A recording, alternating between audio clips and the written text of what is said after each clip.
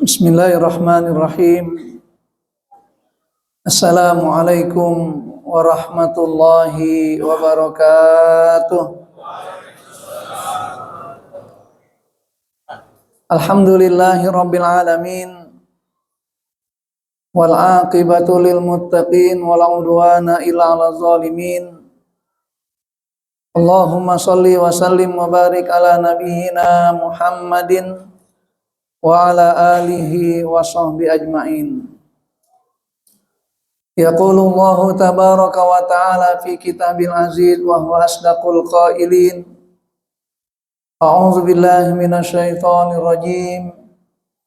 Kutiba alaikum idza hadara ahadakumul maut in taraka khairul wasiyah lil walidaini wal aqrabina bil ma'ruf haqqan 'alal muttaqin.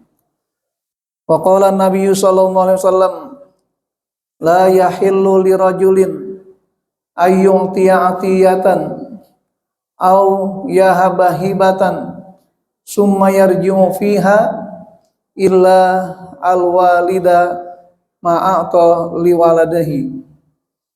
Famasalul ladzi yu'ti atiyatan summa yarji'u fiha kal kalbi ya'kulu hatta yashba'a summa qa'a fa'ada fi qai'atihi rawahu at-Tirmizi. Shadaqallah wa shadaqa Rasulullah sallallahu alaihi wasallam. Hadirin hadirat Bapak Ibu yang salat rahmati Allah Subhanahu wa taala. Alhamdulillah wa syukurillah, malam hari ini kita sudah berada di malam yang ke-17 dari bulan Ramadan. Rasanya sudah berasa belum puasa? Gimana rasanya puasa? Enak atau enak? Beban atau tidak? Beban, bohong berarti. Beban puasa itu. Cuma karena ada iman sehingga beban terkalahkan dengan kualitas iman kita. Makanya imannya masih endet-endetan, masih ngeluh puasa. Kapan sih maghrib? Udah jam 6, kapan sih maghrib?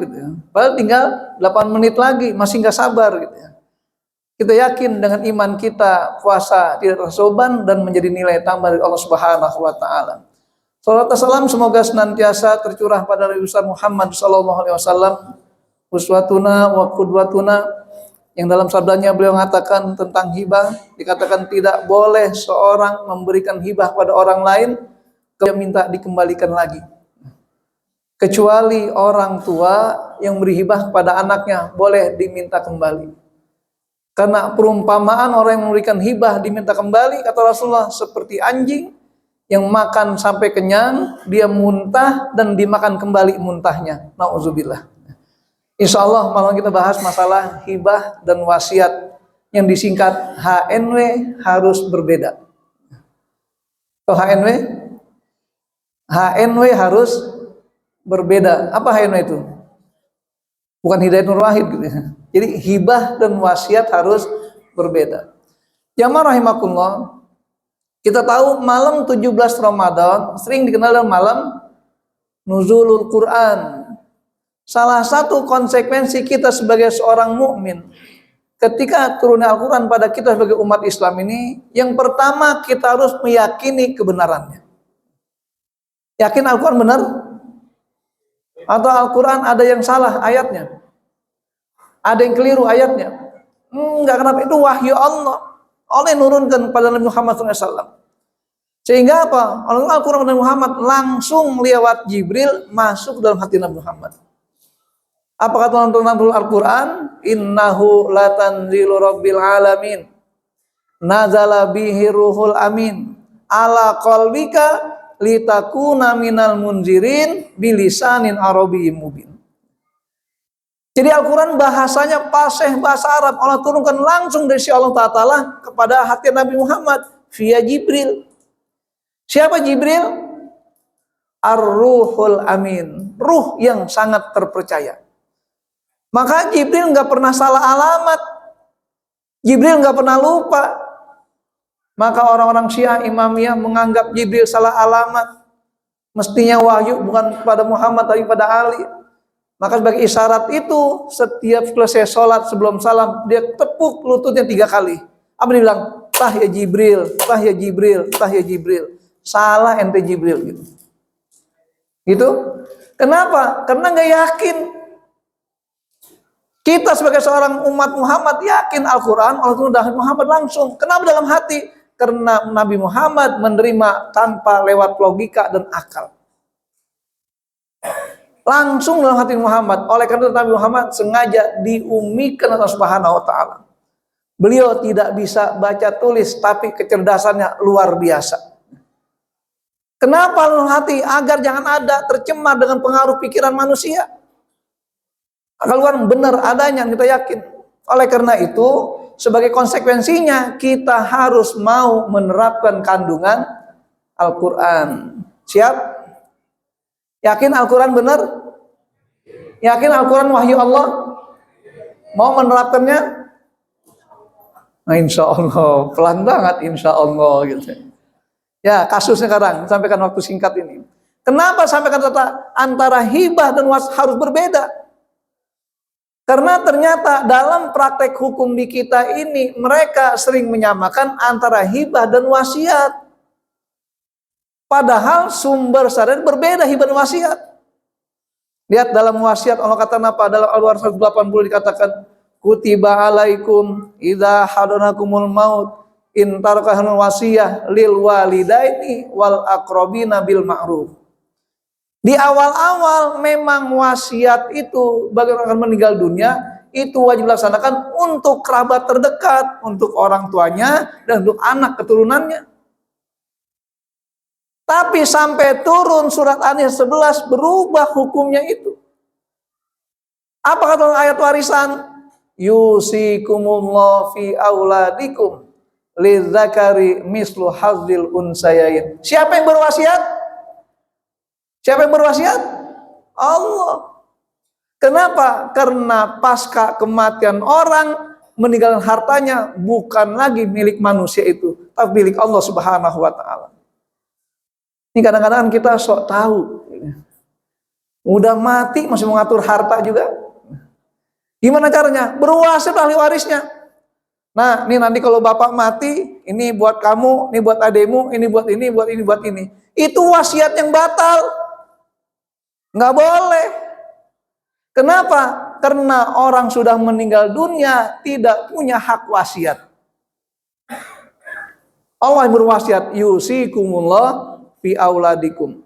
Oleh karena itu jamaah rahimakumullah, surat Al-Baqarah 180 walaupun ayatnya tetap ada dibaca, tapi hukumnya sudah dihapus, dinasah dengan surat An-Nisa ayat 11. Ditambah lagi hadis Nabi mengatakan innallaha qad a'ta kulladzi haqqin haqqah fala wasiyata liwarisin. Sesungguhnya Allah sudah memberikan hak kepada yang berhak dalam faraidnya. Sehingga tidak boleh lagi kita berwasiat pada ahli waris. Tapi prakteknya gimana? Ini kan bicarakan. Mengapa kita slogannya percaya dengan Al-Quran, yakin Al-Quran, tapi penerapannya sering kita nyebrang dari Al-Quran. Padahal namanya kompilasi hukum Islam. Satu. Yang kedua masalah hibah. Dalam hibah apa? Allah mengisahkan ada dua seorang wanita muslimah. Ini kata ini mura'atan mu'minatan in wahabat nafsaha lin nabi in aruna asatan kiha khalisatan laka min dunil mu'minin. Dulu ada seorang wanita mukminah yang datang ke Rasul menyerahkan itu dinikahkan tanpa mahar, artinya menghibahkan dirinya. Kata Allah apa? Dibolehkan untuk Muhammad tapi bukan untuk orang mukmin yang lain. Maka jangan sampai ada seorang bapak saking kayanya, gantengnya, wibawanya, perempuan datang berjejer ngibahin dirinya. Ada? Ada nggak? Mudah pak, nggak usah pakai mahar, nikahin aja saya gitu. Ada? Bu. Nggak boleh. Zaman Nabi ada kejadian wanita begitu ingin dinikahi Rasulullah menghibahkan dirinya tanpa mahar. Namanya hibah. Karena wamro'atan mu'minatan in wahabat nafsa lin nabi. Dalam Al-Ahzab ayat 50 jelaskan. Sehingga apa? Hanya untuk Nabi saja, nggak boleh para mukmin yang lainnya. Maka fenomena hibah sudah ada, Al-Quran menjelaskan pada hal itu. Boleh menghibah sesuatu. Kenapa? Karena hibah itu terjadi pemberian orang yang hidup kepada yang hidup yang lainnya tanpa ada syarat kematian di dalamnya. Makanya pemberian hibah sifatnya cash and carry. Oh, cash and carry? Tunai di tempat. Nah, kenapa kita akan muncul hukum di kitab berbeda? Nah, kita lihat apa dasarnya itu. Alasan mengapa wasiat tidak boleh diberikan pada ahli waris, karena akan terjadi dualisme kepemilikan harta. Ahli waris dapat bagiannya, ada prosentasinya, ada sahamnya masing-masing dalam Al-Quran, disebut faraid.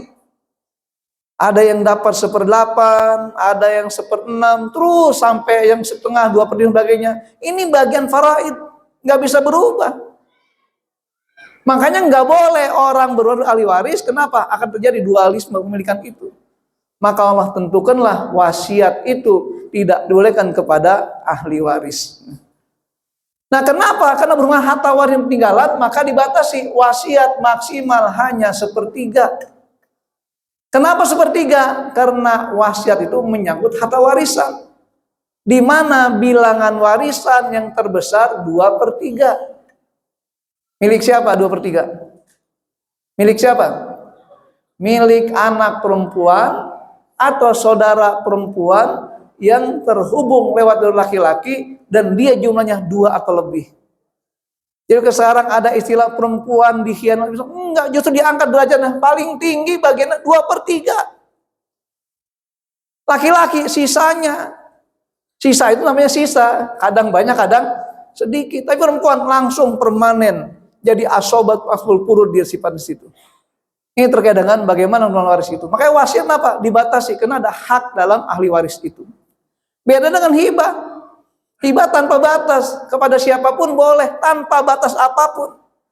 Namun dalam praktek yang sering kita dapatkan dalam hidup sehari-hari, bahwa fenomena hibah yang hakikatnya pemberian sesuatu cuma-cuma tanpa motif apapun, maka tergantung motifnya, berubah istilahnya. Kalau memberikan sesuatu orang lain, motifnya karena empati, karena kasihan, maka namanya hadiah. Contoh, ada orang tua, anaknya baru nikah, ternyata apa? Belum punya pekerjaan tetap. Akhirnya kata orang tuanya, udah nih kontrakan buat lu, pakai aja. Kenapa? Kesian dia belum punya rumah. Itu namanya apa? Hadiah, karena dasarnya kasihan, empati. Tapi sebaliknya, kalau ada yang memberikan sesuatu kena prestasi orang, umpamanya anaknya juara terus, dikasih apa biasanya? Kasih apa? Nah, ini salahnya. Kok hadiah? Itu namanya jaizah, penghargaan. Ya, penghargaan. Oleh istilahnya disebut gratifikasi. Jadi hakikatnya gratifikasi itu boleh sebagai bentuk imbalan, penghargaan, kebanggaan, kepuasan al kerja orang. Tapi sayangnya apa? Gratifikasi diberikan orang belum kerja, berdasarkan persetujuan, amplop biru keluar, coklat biru. Coklat gitu ya, masuk ke laci gitu ya. Akhirnya mau dituntut nyemviralkan. Ini gratifikasi haram. Kenapa? Ada unsur sogok menyogok. Jadi istilah kita katakan dalam istilah besarnya itulah hadiah dan jaizah dibolehkan secara syariat. Tapi ketika motifnya bukan kena simpati, bukan kena empati, bukan kena menyogok, maka masuk kategori riswah. Apa kata Nabi? Ar-rashi wal murtasi finnar. Yang nyogok dan disogok sama-sama, dia bergelut di api neraka. Walaupun di dunia bebas dia kena dilindungi oleh yang lainnya. Apalagi udah bareng-bareng, saling melindungi gitu ya. Di dunia aman, di akhirat jangan dikira. Kenapa terjadi? Karena merugikan hak orang lain. Mana katanya dia seorang muslim, yakin hukum Al-Quran, kok dia langgar? Seolah-olah meyakini Al-Quran sebagai kebenaran dari Allah, hanya dapat sebatas lidah saja, belum masuk pada hatinya itu. Nah, maka ketika dipadukan antara hibah dan wasiat, muncul fenomena baru. Kalau hibah itu sifatnya pemberian di saat masih hidup, cash and carry, maka minimal harus ada 3 syarat. Yang pertama, diberikan kepada siapapun dikehendakinya dengan catatan ada bukti. Minimal bukti yang memberikan. Saya berikan sebagian rumah saya untuk si Ano, tanda tangan tanggal sekian. Itu bukti hibah terjadi. Yang kedua, bukti penerimaan. Si Fulan, ini saya dapat bukti penerimaan. Saya mendapatkan hibah dari si Ano harga sekian. Yang kedua, saksinya adalah minimal 2 orang saksi yang menyatakan hal itu. Sehingga saksi boleh disumpah karena dia menyaksikan hal itu. Dan yang ketiga adalah sebenarnya hibah filosofis, itu ketika seorang tua memberikan pada anak-anak yang sempat ada beberapa rumah kontrakan, tempati aja, pakai saja, nggak ada kata hibah. Maka ketika orang tua meninggal ditanya, sudah tempati belum? Sudah, maka berlaku hibah filosofis baginya. Nah, ketika sudah dihibahkan, maka menjadi pengurang tirkah yang dilakukan oleh mayit ketika dia meninggal dunia. Makanya wasiat nggak boleh hubungan dengan hibah tadi. Nah, karena hukum di kita sifatnya mengadopsi 3 jenis hukum kolonial, hukum adat, dan hukum Islam, muncullah kata-kata hibah wasiat. Padahal beda spesifikasinya, beda kriterianya. Hibah itu hidup sama hidup, wasiat dengan setelah kematian. Kok disamakan? Karena keterbatasan memahami syariat itu sendiri. Mudah-mudahan Ramadan membimbing kita semuanya. Bulan yang sedang turun Al-Quran, kita yang Al-Quran pasti benar adanya. Makanya perlu yang kita jadi Al-Quran bagi acuan hidup kita apa? Agar jangan sampai kita cuma merasa nyaman di dunia, tidak nyaman di akhirat. Kira-kira kalau ditawarin, mau jadi orang kaya di dunia, di akhirat masuk surga, atau jadi orang kaya di dunia, di akhirat masuk neraka? Hah? Enak jadi orang miskin di dunia masuk di akhirat masuk surga, atau sebaliknya? Yang enak jadi orang kaya di dunia, di akhirat masuk surga. Makanya dalam harta waris nggak apa-apa banyak, yang penting berkah, enak hidup. Gitu ya. Makanya kalau ada orang ketika bagi waris dia nerima bagi cara syariat Islam, saya katakan jangan dikubur orang sebelum dia mati.